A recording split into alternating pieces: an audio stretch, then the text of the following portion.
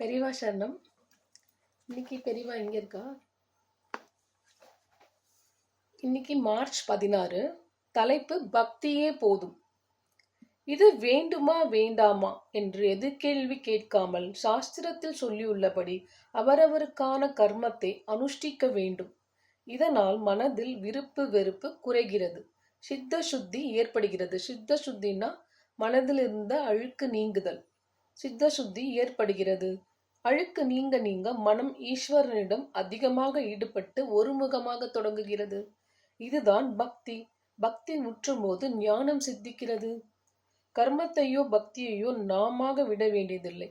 பழுத்த பழம் தானாக காம்பிலிருந்து விடுபடுவது போல கர்மம் பக்தி ஒவ்வொன்றும் முழுமையடைந்தவுடன் தானாகவே நழுவி போகும்.